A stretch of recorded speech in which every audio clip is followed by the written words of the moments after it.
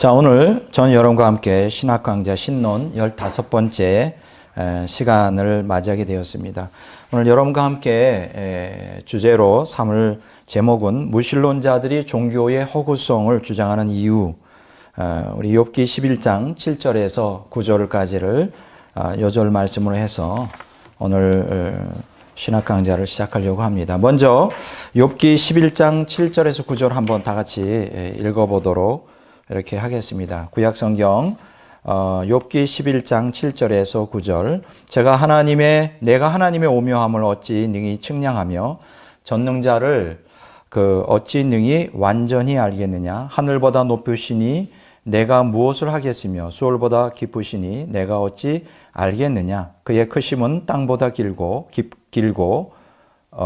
바다보다 넓으니라. 아멘.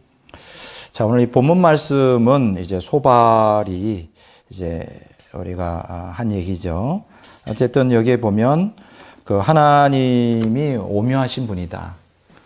여기에 6절에도 보면 지혜가 오묘하다 이런 말씀을 하십니다. 그리고 7절 중반부에 보면 하나님은 완전하신 분이다. 그래서 여기에 바다로 또 스올로 이렇게 여러 가지로 비유하고 있습니다. 자, 이렇게 하나님은 오묘하신데 천지 창조하시는데도 오묘하신 지혜가 있고 특히 인간 역사를 진행하시면서 구속사를 주장하시는데도 참 하나님은 오묘한 지혜가 있습니다. 그런데 이렇게 이제 우리가 하나님의 오묘함, 신비 이런 것들이 이제 성경에 나오고 있는데 이 종교, 그러니까 이때 당시에 종교라고 하는 것은 기독교를 얘기하죠. 종교 철학자들이 이제 중세를 넘어 근대 르네상스 이후 자유의 물결이 들어오면서 특히 이제 17세기, 18세기 계몽주의의 사조를 타고 많은 걸출한 무신론적 종교 철학자들이 이제 기독교라고 하는 종교를 그들이 이제 평가하게 되는 거죠. 하나님의 존재와 또 기독교의 종교가 뭐냐, 그 실체가 뭐냐를 파헤치는데, 그들이 파헤치는데 두 개로 사용했던 두 가지 도구가 있어요. 하나가 뭐냐면 이성주의였고요. 두 번째는 과학주의입니다.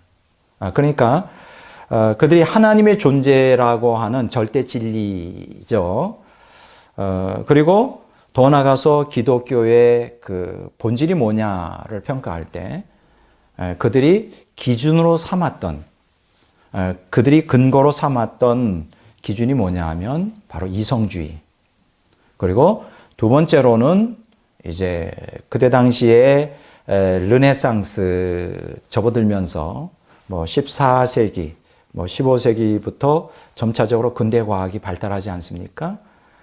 그리고 결국은 이제 데카르트, 근대 철학의 아버지라는 데카르트에 와서 이제 근대 과학이 이제 폭발적으로 발전하기 시작하는 그런 상황 가운데서 거기에 편승하는, 그러한 사조에 편승하는 철학자들이, 특히 이제 무신론 철학자들이죠.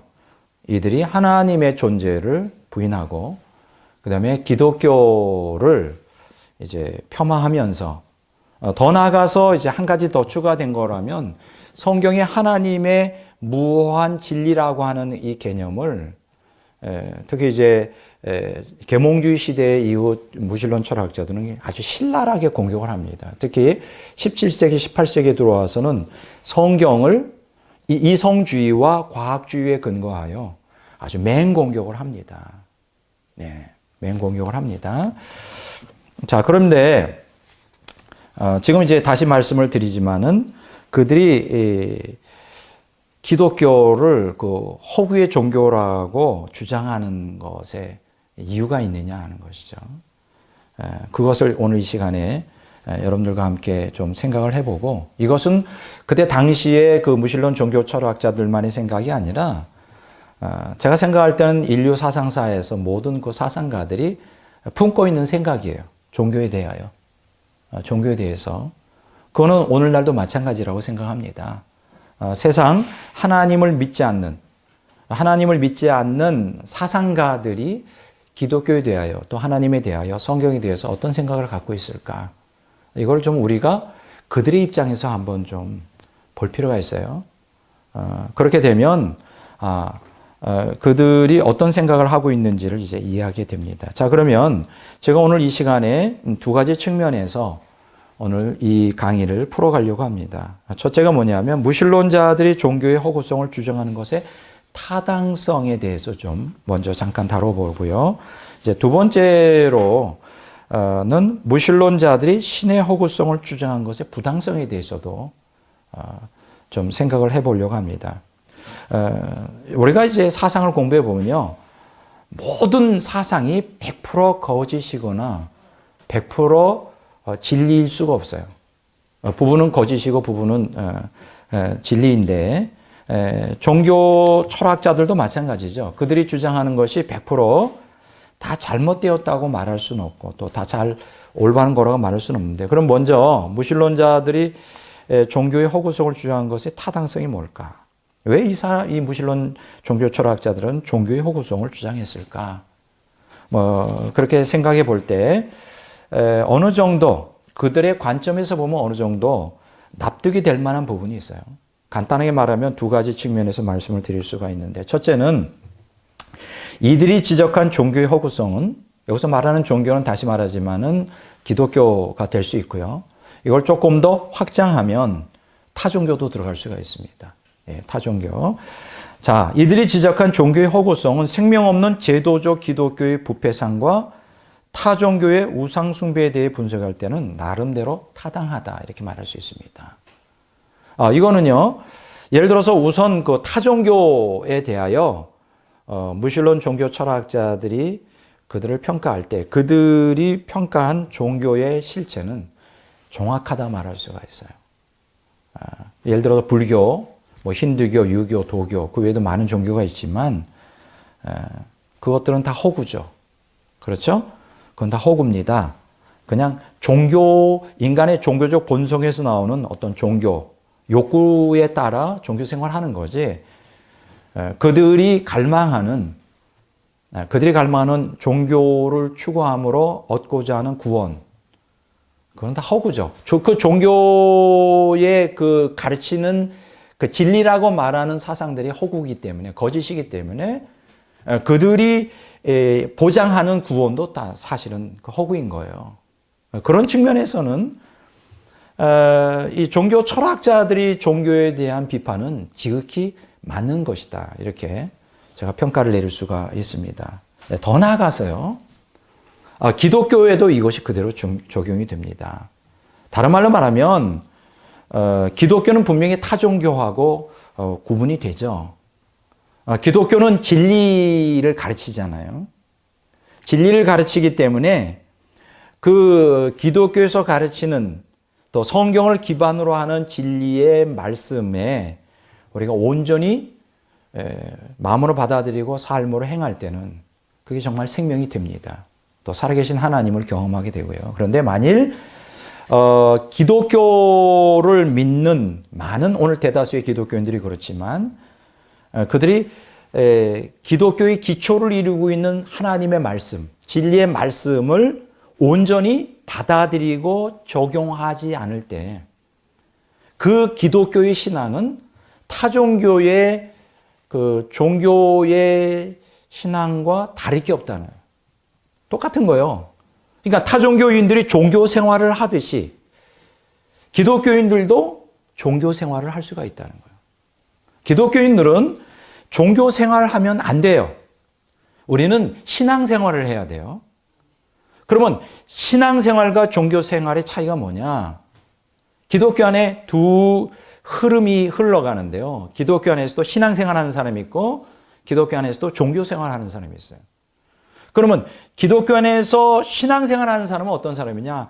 하나님의 말씀을 진리로 받아들여 그대로 순종하는 삶이죠. 그럴 때는 기독교의 신앙은 신앙생활이 되는 거예요. 그러나 기독교 안에 있으면서도 하나님을 믿는다고 하면서도 교회 생활을 하면서도 하나님의 말씀에 순종하는 삶을 살지 않으면 그런 타종교의 종교 생활과 하등 차이가 없다. 오늘 대다수의 많은 기독교인들이 교회를 다니지만 타종교회처럼 종교 생활을 해요. 그러면 타종교가 허구잖아요. 종교 그 자체가 허구입니다. 그렇기 때문에 그들이 약속하는 구원은 있을 수가 없는 것이고요. 그러면 기독교는 허구입니까? 아니잖아요. 기독교에서 가르치는 말씀은 진리인데 그 진리의 말씀에 순종하지 않을 때는 타종교처럼 그 신앙이 허구일 수밖에 없어요. 하나님의 허구라는 게 아니라 우리의 신앙이 허구일 수 있다는 거예요. 그러면 결과론적으로는 타종교의 교인이나 기독교 교인이나 별반 다를 게 없다. 이해가 되죠? 자, 그런 측면에서는 그때 근대 현대의 종교 무신론적 철학자들이 말한 종교에 대한 비판은 납득할 만하다. 받아들일 수가 있다는 거예요. 그렇게 이제 우리가 평가할 수 있습니다. 두 번째로 이 무신론 종교 철학자들의 말이 좀 타당성이 있는 건 뭐냐면 이들이 언급한 종교의 허구성은 성령을 통하지 않고는 인격적 하나님을 만날 수 또 이해할 수도 없다는 성경 진리를 반증해 주고 있어요. 여러분, 성경에 계시된 그 하나님, 그분은 인격적인 하나님이에요. 인격적인 하나님이십니다. 진리이십니다. 근데 진리이시지만 이 진리 되시는 하나님을 어떻게 우리가 그 성경을 통하여 만날 수가 있는가? 그거는 성경의 저자인 성령님의 조명 없이는, 도심 없이는 절대로 우리가 성경에 계시된 하나님을 인격적으로 만난다는 게 사실은 불가능하죠. 그러니까 그 무신론 종교 철학자들이 기독교를 허구다, 종교의 허구성을 주장하는데 그러면 그들의 말이 어필이 될 수 있는 것은 어떤 경우냐면 성령을 통하지 않고는 인격적 하나님 말씀을 만날 수가 없기 때문에 그들 무신론 종교 철학자들은 성령을 경험해 본 적이 없잖아요. 그렇죠? 단지 피상적으로 성경을 읽을 수는 있어요. 그들이 비판을 위하여 성경을 연구할 수는 있어요. 그러나 성령을 통하여 하나님을 만난 경험이 없잖아요. 그럼 하나님을 만나지 않으면 당연히 그 종교는 허구일 수밖에 없는 거죠. 그렇지 않나요? 오늘 기독교도 마찬가지 아닙니까? 성령의 조명을 따라 하나님 말씀을 통하여 하나님을 인격적으로 만나지 않으면 기독교는 허구예요. 기독교 종교의 본질이 허구가 아니라 기독교를 믿는 신앙이 허구라고요. 종교 생활이에요. 그럼 타종교하고 다를 게 하나도 없어요. 뭐 이런 측면에서는 우리가 종교 철학자들이 종교, 특히 기독교를 허구라고 말할 때 어느 정도 납득이 된다. 이해가 되는 거예요. 그렇죠? 성령으로 하지 않고는 인간 이성만 가지고는 진리를 바르게 분별하는 것이 불가능하죠. 사실 인간 이성만 가지고 초월적 하나님을 사실은 어떻게 이해하겠습니까? 이게 불가능한 거예요. 절대로 여러분 기독교의 진리는 이성만 가지고 깨달아질 수가 없는 것이 이게 참 신비죠. 그래서 성경은 여기에 대해서 계속 얘기합니다. 고린도전서 1장 21절에 보면 세상이 자기의 지혜로는 하나님을 알 수 없다. 이렇게 얘기를 합니다. 자기 인간의 지혜로, 지식으로, 이성으로 하나님을 온전히 아는 게 불가능해요. 왜냐하면 오직 하나님 성령께서만이 그걸 우리에게 알려주실 때 그게 가능한 것이죠. 예, 참 저는 그렇습니다. 이 세상에서 가장 큰 기적이 무엇일까 생각하면 살아계신 하나님을 인격적으로 만난 것이 가장 큰 기적이다. 그렇지 않나요? 하나님은 우리 눈에 보이지 않아요. 보이지 않습니다. 그리고 그분은 초월적인 분이세요. 눈에 보이지도 않고 초월적인 분이시고 인간의 이성이나 인간의 감성으로도 만날 수 없는 분을 만났다는 거는 내가 생각할 때는 가장 큰 기적이에요. 근데 그걸 어떻게 만났습니까? 성경을 통하여 만났습니다. 이게 놀라운 거예요. 여러분, 이 세상에서 가장 그 안전한 신앙이 뭔지 알아요? 성경을 기초로 한 신앙이에요. 오늘 많은 기독교인들이 오해하고 착각하는 게 있는데 뭐냐면 성경을 그냥 하나님의 말씀이라고 인정하지만 이것을 그냥 그 참고서 정도로 이해하는 사람이 많아요. 이건 굉장히 위험한 것입니다. 여러분, 어떤 것이 가장 정확할 것 같아요? 어떤 사람의 말을 통하여 전달되는 메시지. 두 번째, 이건 첫 번째고요. 두 번째, 내가 경험되어지는 어떤 뜨거움의 경험. 세 번째, 기록된 말씀. 어떤 것이 객관성이 있고 정확할 거라고 생각하세요? 사람이 말하는 것이나 경험은 주관적이기 때문에 객관성을 띠기가 어려워요. 그럼 가장 객관적으로 우리에게 하나님 자신을 전달해 주려고 그런다면 뭐 귀로도 음성으로도 들려줄 수 있어요. 뭐 뜨거운 성령의 체험을 통해서도 하나님을 경험하게 할 수 있어요. 그러나 가장 좋은 방법이 뭘까요? 인간의 언어로 하나님의 말씀을 기록해 놓는 거예요. 그래서 저는요, 어떤 사람은 그래요. 하나님이 지금 이 시간에 나에게 음성으로 들려주면 난 믿겠다. 뭐 그런 사람도 있어요. 아니면 하나님께서 나에게 성령이 불러 강하게 임하게 하시면 난 믿겠다. 뭐 그것도 좋겠죠. 제가 예수님 믿을 때 중학교 2학년 때부터 교회를 다녔는데 3년간 기도를 했어요. 왜 기도했을까요? 하나님 만나려고. 그럼 어떻게 만나려고 했을까요? 기도하다 보면 뭔가 소리가 들려오길 바랬어요. 내 사랑하는 아들 아라라라 뭐 이렇게 나오면서 내가 너를 구원했느니 라라라라. 그러면 나 그 음성 듣고 싶었는데 3년 기도했는데 아주 가만 계시더라고요. 그래서 그게 대부분 아마 그럴 거예요. 어떤 신비적인 체험 뭘 갈망할까요? 어떻게 여러분 그거를 원하십니까? 여러분 몰몬교 아시죠? 1930년대 미국에서 세운기가 났는데 그 사람들이 주장하는 신비적인 체험이 있어요. 조셉 스미스라고 만나요? 스미스라는 사람이 이제 기도를 하는데 판타지 가운데 몰로니라고 하는 천사가 나타났다는 거예요. 하나님께서 너를 택하였다. 너는 마지막 때 종이고 너를 통하여 진리의 말씀이 증거될 것이다. 그래서 어느 동굴에 가면 거기에 금판에다 새겨진 하나님 말씀이 있을 것이다. 이렇게 말했다 그러는데 그것도 다 허구고요. 신비적인 거, 음성. 그래서 우리가 사실은 많은 분들이 그걸 갈망해요. 신비적인 경험을 갈망하는데 굉장히 위험합니다. 또 뜨거움을 경험하길 원해요. 그거보다 가장 객관적이고 안전한 그 메시지가 어디 있을까요? 하나님의 기록된 말씀이에요. 그래서 여러분들이 하나님의 생명을 누리려면 하나님 말씀으로 돌아가야 돼요. 왜냐하면 하나님의 말씀이 생명이기 때문이에요. 제가 중세 카톨릭의 신비주의 영성가들을 제가 연구를 좀 하는데 조금 그들의 위험성을 경험해요. 예를 들어서 마이스터 에크하르트라든가 제가 한때는 좋아했고 뭐 지금도 싫어하진 않지만 짠유 귀용 부인 같은 경우에 이 사람들의 문제가 되는 게 뭐냐면 하나님 말씀을 통하지 않고 곧바로 직접적으로 경험하기를 원해요. 제가 짠유 귀용 부인의 책들을 굉장히 좋아했는데 한때 좀 실망한 경우가 있어요. 그분의 책에 어느 책에 보니까 이런 얘기를 하더라고. 자기가 관상으로 들어가기 위하여 하나의 수단으로 쓰는데 그게 뭐냐면 하나님 말씀이라는 거예요. 그 말씀을 묵상하면서 일단 그 하나님과의 접촉점을 찾는데요.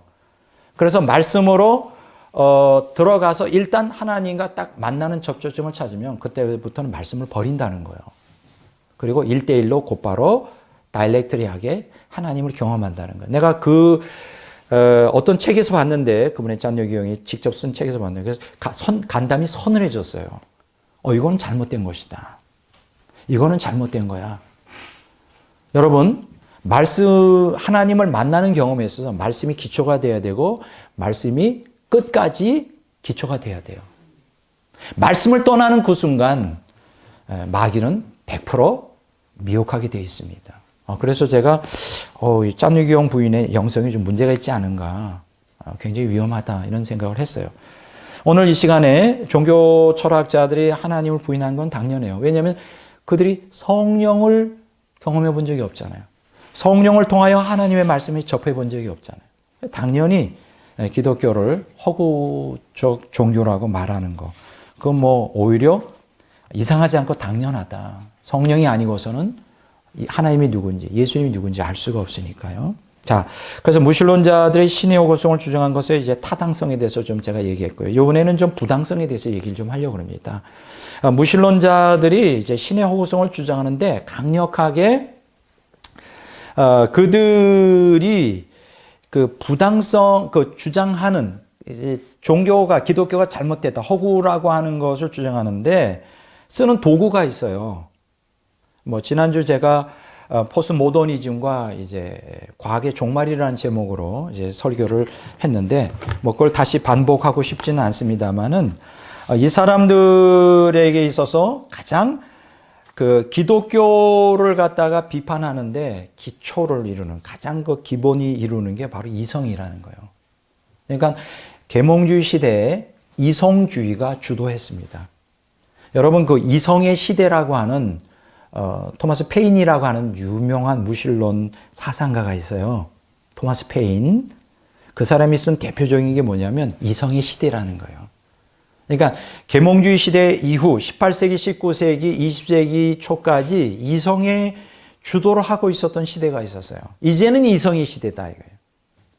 그러니까 이성주의가 모든 것의 진리 판단의 기준이 되는 그 시대가 있었는데 그게 바로 계몽주의 시대였다.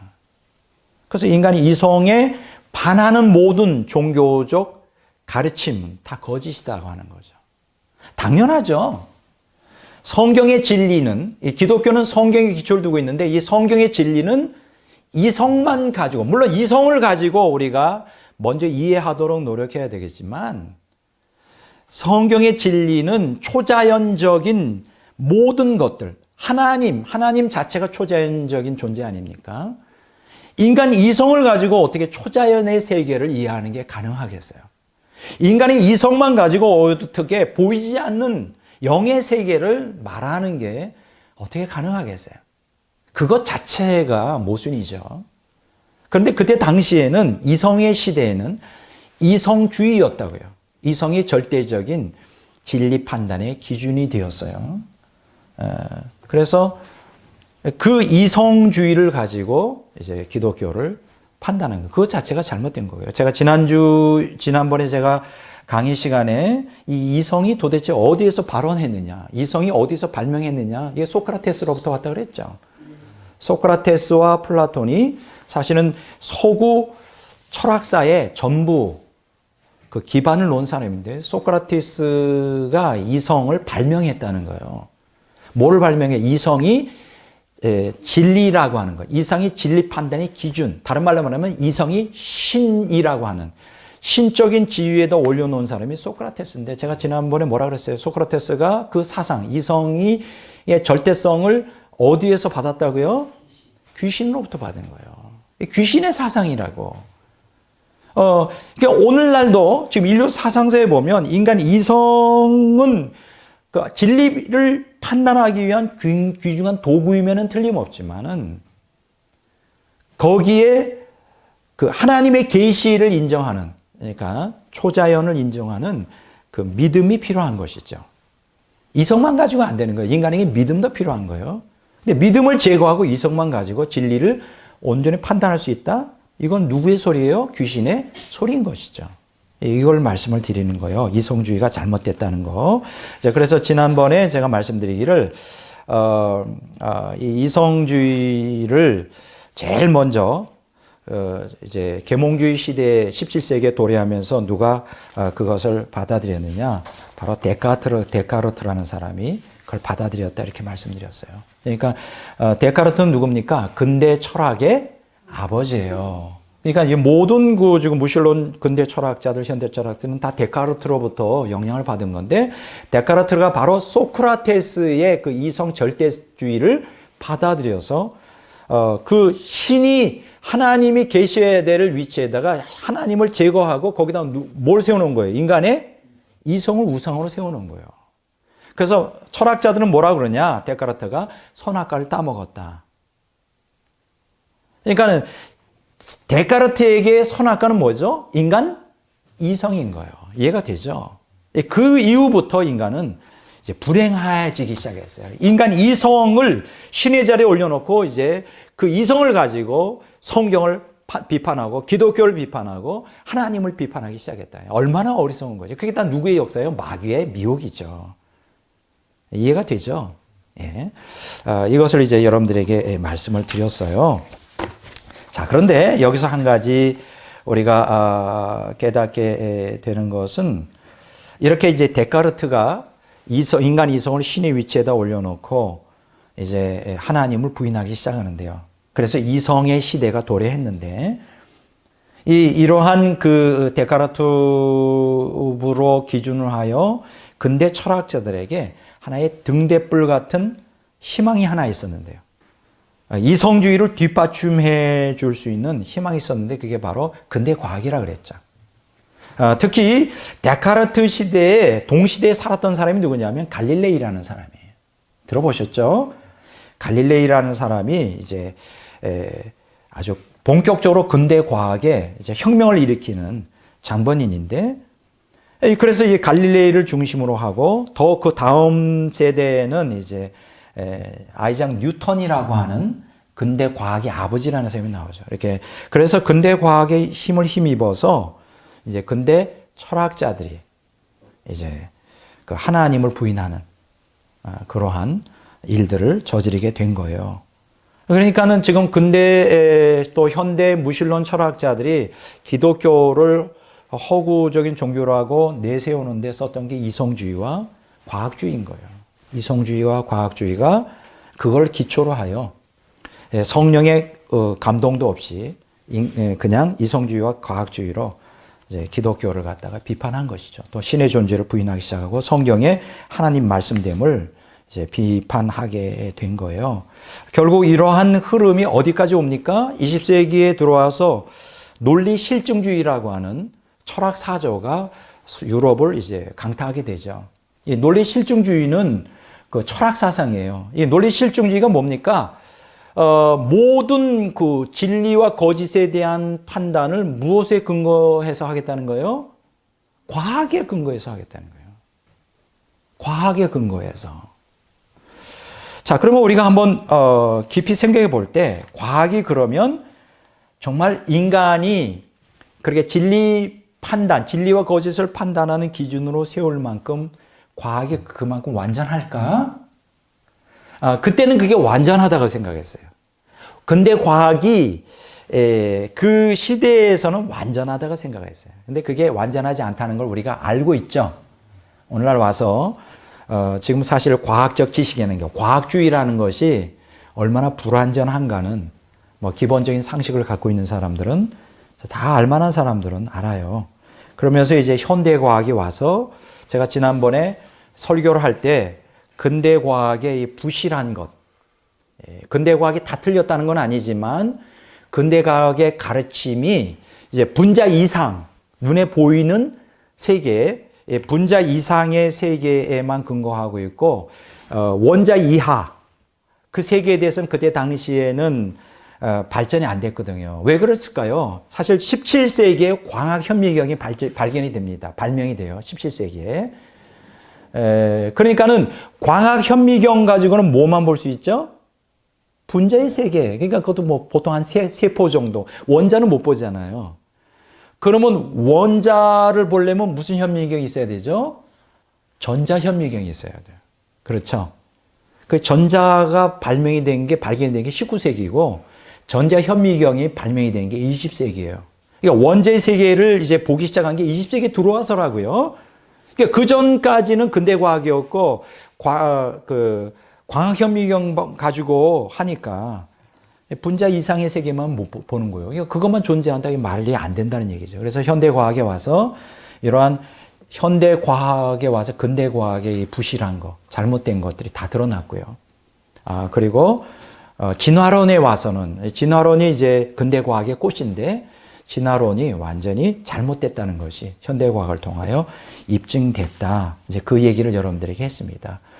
그리고 더 나아가서 이제 그 1950년대 생화학이 아주 급속도로 이제 발전이 되면서 그 세포의 그 깊은 그 원자의 세계까지 분자의 그 내밀한 것까지 보면서 그 분자 수준 이하의 생물학적 시스템이 우아하고 정교하고 복잡하다는 거.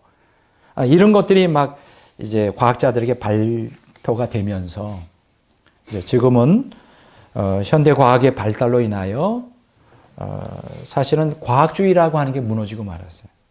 그러니까 이 무신론적 종교 철학자들이 하나님을 부인하고 성경을 부인하고 기독교를 공격하는 데 썼던 두 가지 도구가 뭐라고요? 이성주의와 과학주의였어요. 인간 이성도 불완전하고 사실 과학도 불완전하다는 게 이제 오늘 와서 이제 다 드러나서 과학의 종말이라는 얘기가 나오고요.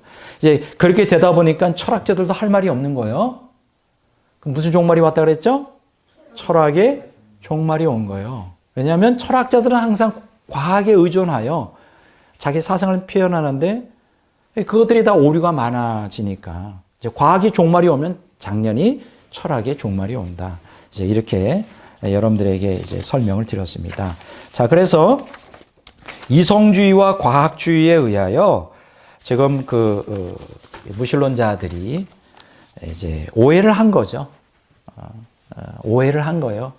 기독교에 대하여, 하나님에 대하여, 존재에 대해서 오해한 거예요. 그런데 여기서 두 번째로 하나는 이제 근대 과학에 의한 그 오해죠. 근대 과학에 대한 무신론자들의 착각에서 이제 기독교를 갖다가 공격한 거고, 두 번째 또 중요한 게 있어요. 왜 이 사람들이, 무신론 종교 철학자들이 왜 기독교를 공격했을까? 왜 기독교를 호구라고 공격했을까? 하나는 근대 과학의 발전 때문에 착각한 거고, 두 번째는 이거 굉장히 중요한데요. 악의 실제에 대한 무신론자들의 오해예요. 그 악의 실제, 이것 때문에 하나님을 믿지 않는 사람들이 많아요. 지금도 마찬가지입니다.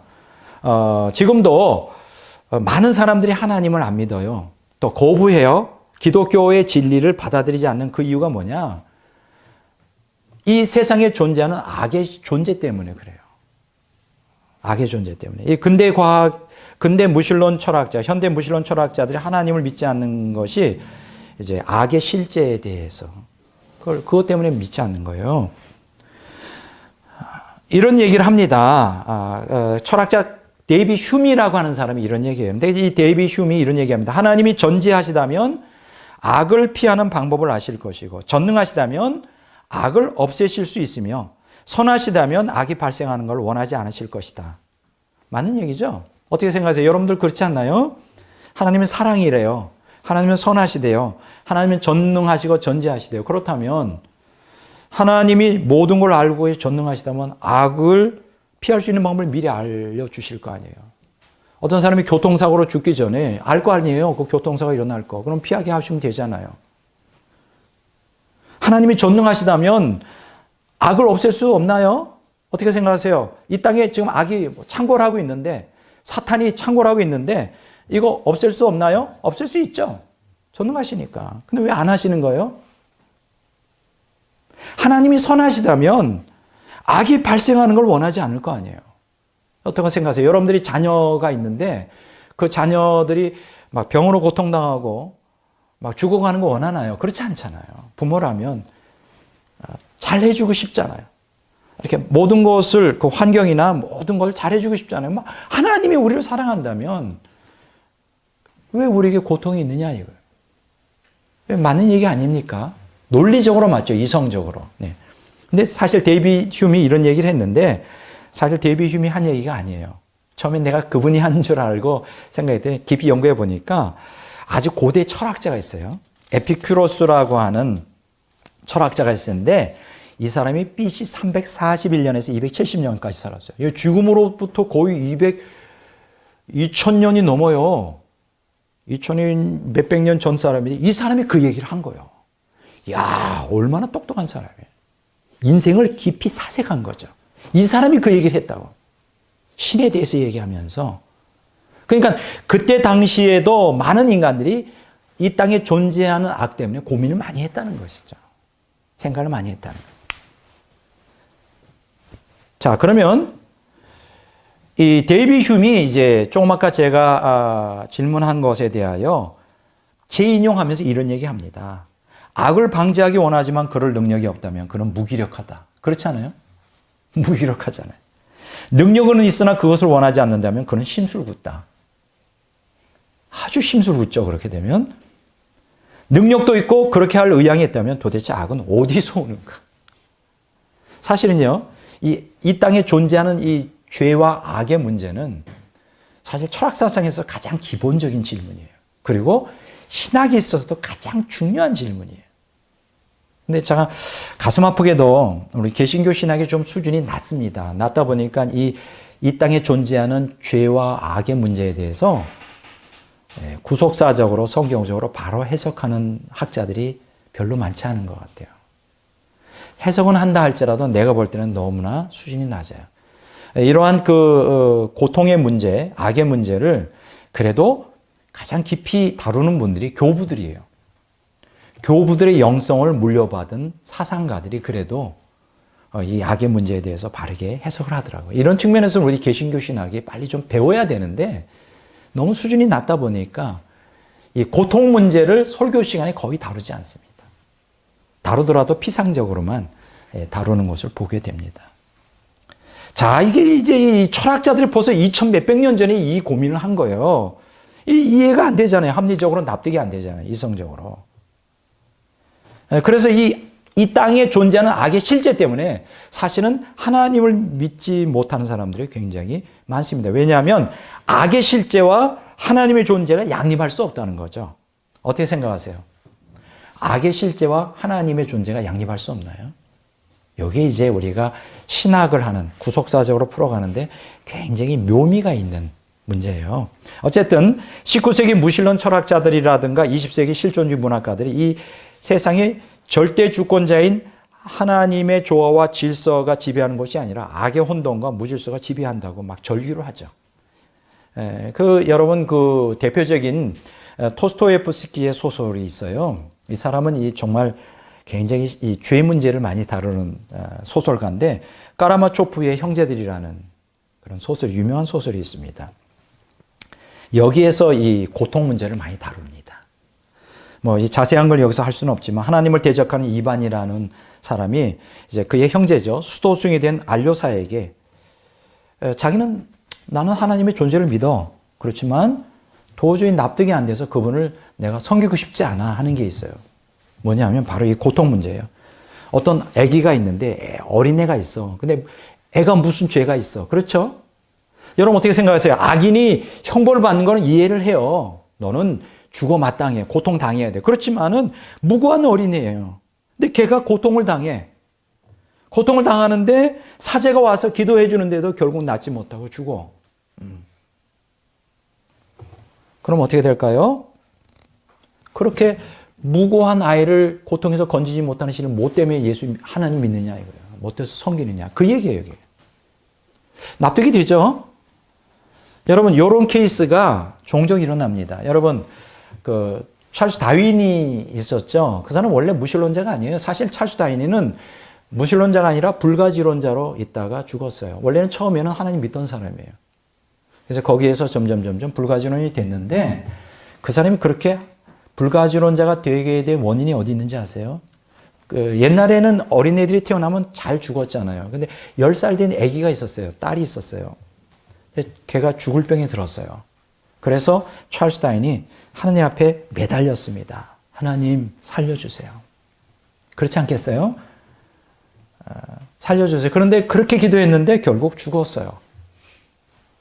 그게 찰스 다윈에게 큰 상처가 된 것입니다. 그래서 더 유신론자였는데 무신론자가 되는 결정적인 원인이 됐어요. 그뿐입니까? 아브라함 링컨이 있죠. 미국 노예 해방했던 아브라함 링컨도 똑같은 케이스예요. 그 사람도 원래 무신론자는 아니에요. 이신론자였어요. 이신론자. 신의 존재를 믿지만 인격적인 하나님 믿지 않는. 근데 그에게도 어린 딸이 있었는데 죽을 병이 들었어요. 기도했죠.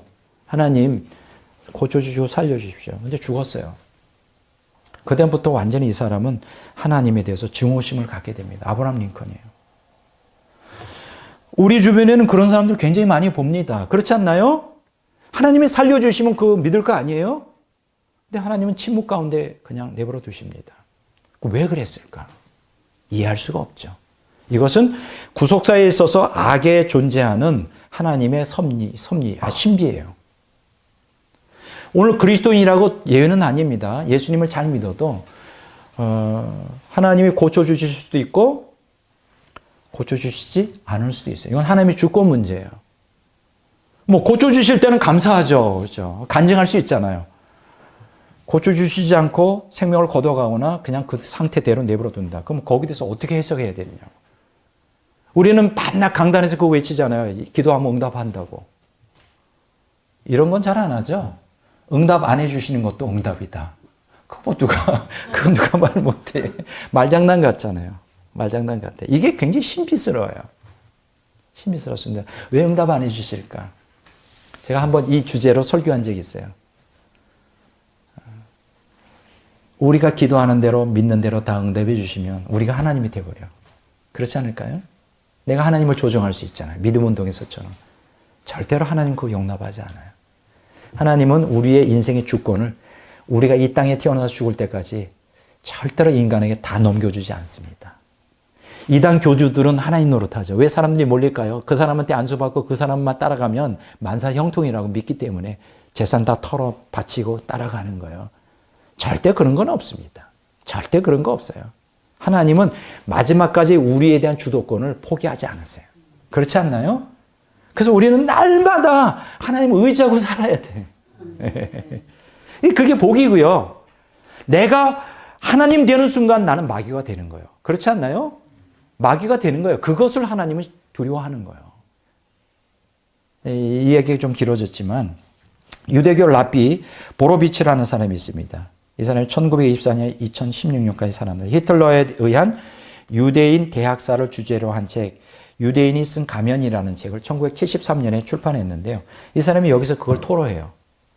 대학사를 허용하고 그것에 침묵하며 그 학살의 현장에 나타나지 않은 그런 신을 신봉할 가치가 있을까? 안 그래요? 유대인들이 얼마나 그 아우슈비츠 수용소에서 절규했겠어요. 가스실에서 살려달라고. 아무런 기적이 일어나지 않아요. 다 죽었어요. 그러면 침묵하는 하나님을 어떻게 우리가 해석해야 될 건가? 이 문제에 대해서 카톨릭 신학자 한스킥은 이런 얘기를 합니다. 악의 처참함이 신의 존재를 부정케 만드는 무신론의 암초와 같은 것이다. 이성적으로 맞으면 맞아요. 악의 처참함 때문에 하나님 믿고 싶어도 그게 암초가 된다는 거예요. 무신론자예요. 무신론자로 만들어버린다는 거예요. 그러면 그 반대로 한번 좀 생각해 봅시다. 그러면 이 세상에 만연한 악은 인간으로 하여금 하나님의 존재를 부정하게 만드는 결정적 원인이 되는가 하는 거예요. 그러면 이 땅에 있는 모든 악, 고통을 다 제거하면 반대로 다 믿을까? 어떻게 생각하세요? 이 땅에 존재하는 모든 악과 고통 다 제거해요. 그러면 이 땅에 있는 모든 사람들이 다 하나님을 믿을까요? 여러분 보네포라는 사람이 이런 얘기했어요. 왜 우리 기독교는 반드시 역경 속에서만 예수 믿어야 되느냐? 번영과 즐거움 속에서 하나님을 찾게 할 수는 없는가? 그렇잖아요? 어떻게 생각하세요? 여러분들 다 그냥 만사 형통이야. 건강해? 아주 완벽한 건강? 아름다운 미모? 그리고 풍성한 재물? 명예? 다 줘요. 주실 수 있겠죠? 하나님 할 수 있을까 없을까? 할 수 있어요. 솔로몬을 그렇게 하셨듯이. 그럼 주셨다고 칩시다. 그러면 여러분이 순간순간 하나님 중심으로 감사하며 감격하며 더 하나님을 사랑하게 될까요? 절대로 그게 아니에요. 그렇게 되면 어떻게 될까요? 10중 8구 타락하여 다 지옥 갑니다. 그 실전인 예는 로또 복권 된 사람이 거의 대부분 망했어요. 이게 역설이에요. 이게 굉장히 신비한 것입니다. 인간의 이성으로는 그게 납득이 돼요. 만사 형통하면 하나님 잘 섬길 것 같아요. 절대 그렇지 않습니다. 인간은 타락한 본성이 있어요. 여러분, 이 세상에 악이 존재하지 않고 고통이 존재하지 않고 이 세상이 낙원이 되면, 환경도 낙원이 되면 하나님을 잘 섬길까? 절대 그렇지 않습니다. 여러분 기억하십시오. 아담과 하와가 어떤 상황에서 타락했는가? 낙원에서 타락했어요. 그게 인류 역사의 구속의 시작이고요. 인류 역사의 구속이 완성되는 요한계시록 20장에 보면 천년왕국 때 백성들은 또다시 복낙원 상태에서 타락합니다. 또 타락해. 여기서 깨닫게 되는 것은 인간이 타락하고 하나님을 떠나는 것은 환경 때문만은 아니다는 거죠. 안 그래요? 고통 때문에 하나님을 버리는 건 아니에요. 그것이 원인이 되진 않는다. 지금 무신론 종교 철학자들이 잘못 본 거예요. 절대 그렇지 않습니다. 이게 참 신비한 것이죠. 자, 보세요. 자, 그러면 여기서 한 가지 질문이 있습니다. 자, 그러면 왜 하나님은 전지전능하신 분이고 하나님은 모든 걸 다 할 수 있는데 왜 이 땅에 죄를 허락하셨을까? 죄로 말미암아 악이 들어오고 죄악으로 말미암아 인간이 왜 고통을 당하게 허락하셨을까? 이거는 하나님이 이 세상에 죄가 들어오도록 허용하신 거예요. 주입을 시킨 게 아니라, 주사로 주입을 시킨 게 아니라 사탄이 타락하도록 허락했고 사탄이 아담과 하와를 유혹하도록 허락했고 그것을 통하여 이 세상이 타락하여 이 세상이 죄로 만연되어 마귀가 지배하는 세상이 되도록 허락하셨다는 거예요. 하나님이 허락하셨어요. 그러면 여기서 한 가지 질문이 생깁니다. 왜 허락하셨는가 하는 거죠. 왜 허락하셨는가? 네. 그것을 여기서 다 얘기하려면 굉장히 어렵습니다. 그러나 그 죄악으로 인하여 우리가 당하는 고통에 대해서 사실 어느 인간도 100% 답을 얻을 수는 없어요. 근데 그 답은 결정적인 눈에 뚜렷하게 보이는 답이 한 가지가 있는데 그게 뭘까요? 십자가에 달리신 예수님입니다. 그렇지 않나요? 지금 욥도 여러분 욥기를 읽어보면 무고하게 고통을 당하고 있잖아요. 그 고통에 대해서 계속 하나님께 따집니다. 왜 고통당해야 돼요? 의인이. 그렇잖아요. 근데 거기에 대해서 여러분 욥기를 보면 그때 결론 부분에서 보면 설명을 안 해주셔요. 고통 문제에 대하여. 욥이 알고 싶은 게 그 이유잖아요. 그 이유에 대해서 답을 안 해주셔요, 하나님이. 그 뭐만 얘기하시는지 알아요? 과학 얘기하셔, 과학. 자연 얘기하시고. 엉뚱, 동문서답 하셔요. 왜 그 얘기를 하신지 알아요? 하나님이 절대 주권자라는 거예요. 그것을 욥에게 설명해도 이해를 못 해요. 그 얘기 안 하신 거예요. 할 말이 없어서 얘기 안 한 게 아니라 설명해도 이해를 못 하기 때문에 얘기 안 하신 거예요. 이해가 되세요? 그런데 오늘 우리에게도 마찬가지예요. 우리가 당하는 고난 다 이성적으로 이해 못 합니다. 못 해요.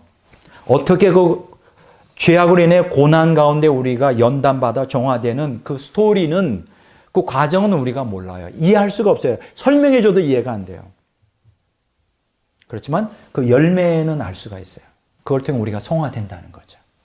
이 땅에 존재하는 악 때문에 우리가 거룩해지고 우리 옛사람이 끊어져 나가고 하나님 자기 중심에서 하나님 중심주의로 변혁이 되게 된다는 것이죠. 이렇게 생각해 보지 않았나요? 하나님이 이 땅에 악이 우리에게 궁극적인 유익이 안 된다면 허락하지 않았을 거라는 거죠.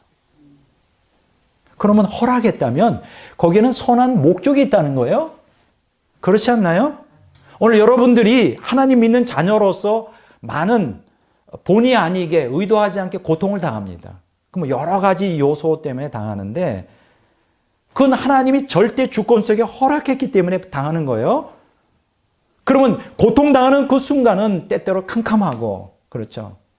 뭐 저도 그걸 많이 경험하고 있지만 말로 표현할 수 없을 정도로 슬퍼요. 힘들잖아요. 그런데 하나님은 거기에 대해서 일일이 다 설명하려고 하지 않아요. 근데 재미있는 게 뭔지 아세요?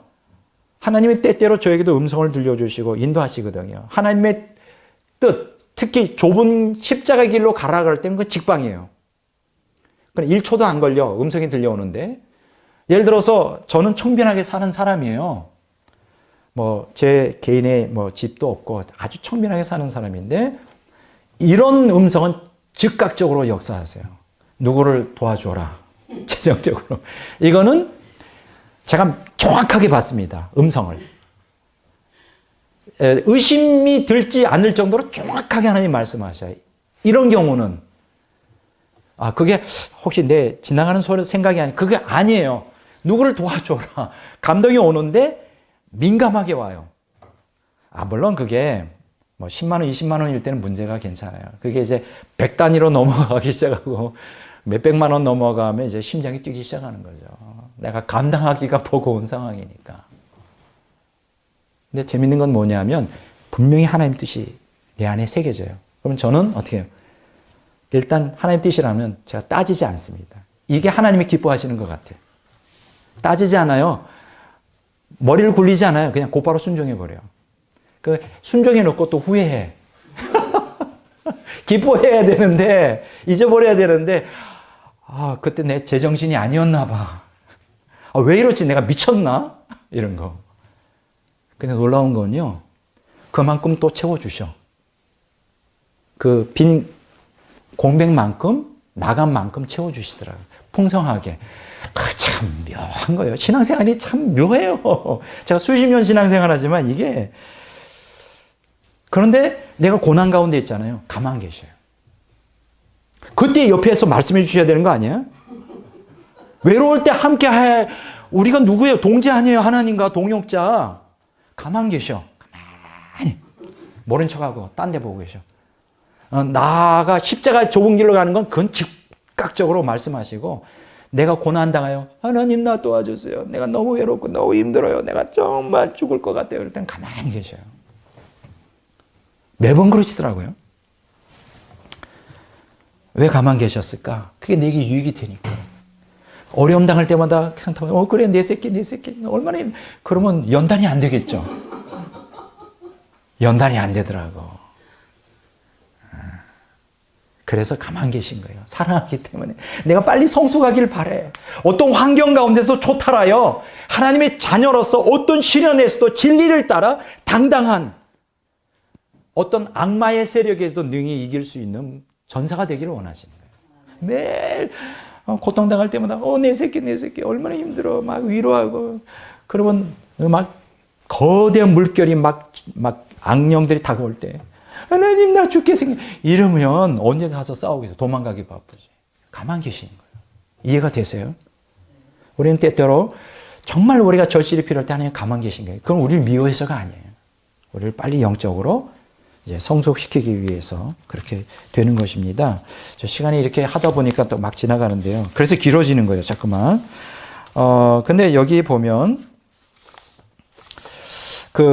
제가 요 얘기를 좀 하려고 합니다. 누구냐 하면 프랑소와 페넬롱에 대한 얘기를 좀 하려고 그래요. 이 사람은 너무 유명한 사람이고 개신교에도 이분의 책이 많이 출판되었기 때문에, 왜냐하면 카톨릭 주교인데요. 대주교예요. 이제 카톨릭 안에만 있으면 우리가 참 말하기 어렵죠. 개신교 오해하니까. 그런데 이게 개신교에 많이 출판되어 있어요. 이 그리스도인의 완전이라는 책인데, 페넬롱의 책에 보면 이 사람은 파리 예수의 소속이고요. 17세기 경건주의, 로마 카톨릭의 경건주의자예요. 우리 개신교도 경건주의가 있으면 그 헤르만 플랑케라든가 야곱 스페너 같은 사람이 있는데, 이건 마수가 될 수 있는 사람인데, 이 사람 얘기를 좀 할게요. 이 사람 책을 요약하면 이렇게 나와 있어요. 우리를 당혹스럽게 하는 한 가지 사실은 어떻게 하나님이 그 많은 악들을 선함과 함께 공존하도록 허락하셨는가 하는 의문이다. 맞지 않아요? 이게 이해가 되죠? 안 되잖아요. 하나님은 이 세상을 당신의 영광 나타내도록 하기 위해 지으셨지만 세상은 마치 하나님의 명예를 훼손시키기 위해서 존재하는 것처럼 보인다. 이 악의 허용이라는 거죠. 38쪽에. 그러나 하나님이 허락하신 악을 통하여 하나님은 얼마나 풍성한 복을 끌어내시는지요. 하나님은 심오한 계획을 수행하기 위해 악을 선용하십니다. 악의 선용. 40쪽. 그런데 하나님의 길을 알지 못하는 연약한 인간들은 악을 보고 경악합니다. 마치 하나님의 정의가 사라진 것처럼 한탄합니다. 그들은 하나님을 실패자라고 생각하며 하나님이 이 세상에 무관심하다고 믿으려 합니다. 47쪽 영적 무지죠. 이건 제가 멘트를 적어놓은 거예요. 요약하면서 몇백 쪽짜리 책을 요약한 겁니다. 하지만 적어도 저는 하나님이 피조세계의 악과 불완전을 이용해 하나님이 뜻하신 선을 창조하신다는 사실을 명백하게 봅니다. 51쪽 선의 창조. 이런 의도를 가지고 하나님은 폭군과 같은 사랑으로 하나님께만 헌신하는 사람들을 극한 고난으로 몰아가십니다. 그리고 하나님은 영혼의 치명적 일격을 가하여 외부의 모든 도움을 차단하므로 오직 하나님께만 속한 존재로 만드십니다. 56쪽 신적 소유. 이로 인하여 전적으로 하나님의 소유가 된 사람은 항상 행복합니다. 69쪽 모든 상황에서 예외 없이 항상 하나님이 원하시는 것만을 사모하는 사람은 그 마음속에 천국을 이룹니다. 81쪽 천적 행복. 이처럼 우리를 정화시키고 하나님의 복받을 자격이 있는 자로 만들기 위해서 하나님이 허락하시는 고난을 과연 우리가 악이라고 칭할 수 있겠습니까? 82쪽의 복의 수단. 어때요? 이게 두꺼운 책인데 이렇게 몇 줄로 딱 요약을 했어요. 이해가 되죠? 우리에게 궁극적으로 그 유익이 되기 때문에 하나님이 고통을 허락하시는 거예요. 인간이 이성으로 이해할 수 없는 것들. 예, 이해할 수 없죠. 그럴 때는 어떻게 해야 될까? 믿음으로 나와야 돼요. 여러분들이 이성으로 이해하지 못할 때 악의 실제를 믿음으로 하나님의 약속을 붙들고 인내하며 소망 가운데 믿음을 지켜야 돼요. 그렇게 되면 그 폭풍이 다 지나갑니다. 여러분, 이것도 역시 지나가리라. 이것도 또한 지나가리라. 다 지나갑니다. 오늘 우리에게 믿음의 인내가 필요한 거예요. 악의 배후에서 역사하시어 모든 것에서 궁극적으로 선한 결과를 창출해내는 하나님의 손길을 믿음으로 봐야 돼요. 이게 믿음이에요. 이게 믿음이라고. 인간의 이성 틀을 뛰어넘어 믿음의 눈을 가져야 돼요. 그렇지만 무신론자들은 그 악의 배후에 감춰진 하나님을 알 수가 없죠. 성령을 받아본 적도 없고 하나님의 말씀도 모르요. 그러니까는 이제 하나님을 믿지 않는 거예요. 여러분, 수라는 게 있잖아요. 수. 뒤에 보면 엉망이잖아요. 이렇게 겉으로 드러난 건 아름답잖아요. 똑같아요. 우리 인생에 살아가는데 많은 어려움이 있습니다. 그걸 얽혀서 이성의 논리로는 풀 수가 없어요. 그러나 우리는 하나님의 약속을 믿고 하나님의 신실하신 하나님 우리를 끔찍하게 사랑한다는 걸 믿고 믿음으로 신뢰하며 인내하면 결국 그게 다 우리를 연단하여 온전히 하나님의 온전한 자녀로 삼으셔요. 이걸 믿으셔야 된다니까. 예, 이걸 믿어야 돼요. 예, 그래서 오늘 우리에게는 인내가 필요합니다. 인내. 소망도 필요하고 믿음도 필요해요. 이성만 가지고 살면 안 돼요. 예, 이해가 되죠? 자, 오늘 이제 정리하겠습니다. 자, 근대 현대 무신론 종교 철학자들은 그들이 이 기독교라는 종교를 비난하고 허구라고 하는 데는 또 나름대로 타당성이 있는 거죠. 기독교가 그냥 종교일 때는 당연한 것이고요. 그리고 그들은 성령을 받아본 적이 없으니까 당연히 껍데기 보고 그럴 수 있는 거예요. 그러나 그들이 이제 하나님을 부인하는 두 가지가 있죠. 첫째는 근대 과학에 근거해요. 인간 이성주의와 과학주의에 판단했는데 과학이라는 게 불완전하다는 거 말씀드렸잖아요. 그리고 두 번째 가장 큰 문제는 악의 실제에 대한 거예요. 이 땅에 정말 하나님이 사랑하시고 전지전능하시다면 왜 이 악을 갖다가 제거 못하느냐. 거기에 뜻이 있다 그랬죠. 악이 궁극적으로 나쁜 거라면 절대 하나님이 악을 통한 고통을 허락하지 않았을 거예요. 그러나 구속사에서 그거는 필수적인 수단이 있는 거예요. 우리를 성화시키고 자기 중심에서 하나님 중심주의로 바뀌게 되는데 이 악을 통한 고난은 절대적으로 필요한 거예요. 그래서 허락하시는 것이다. 궁극적으로 선하기 때문에. 그래서 우리는 그 선함을 바라봐야 된다. 믿음으로. 지금 당장 우리에게 좋은 결과가 안 나온다 그래서 원망 불평하지 말고 믿음으로 하나님을 신뢰하며 말씀을 붙들고 고난 가운데 소망을 잃지 말고 인내하자. 이해가 되죠?